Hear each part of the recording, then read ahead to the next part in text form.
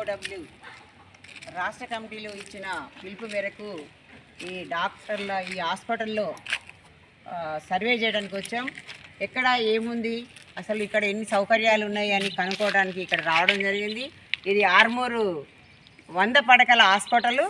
కానీ మేము ఇక్కడ చూసిన మేరకు ఏంటంటే ఇక్కడ డాక్టర్స్ సరిగ్గా లేరు, అట్లాగే మందులు కూడా సరిగ్గా ఇవ్వడం లేదు, అట్లాగే స్టాఫు లేరు.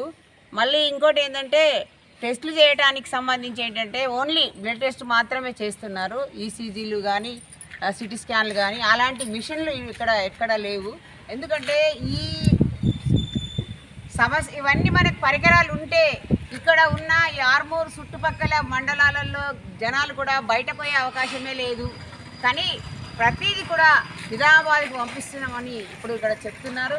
ఎందుకంటే ఈరోజు ఒక ప్రైవేట్ హాస్పిటల్కి వెళ్ళాలంటే ఒక వ్యక్తికి జ్వరం వస్తే ఆ రోజుకు మాత్రమే 20,000 రూపాయలు అవుతున్నాయి.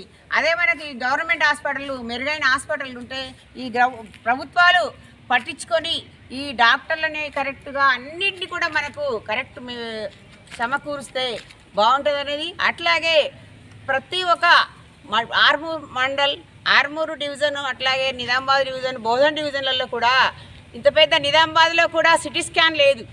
అందుకనే ఇవన్నిటిని సమకూర్చాలని మేము 2 సంఘాలు దీన్ని ఉద్యమాన్ని చేపట్టబోతున్నాం.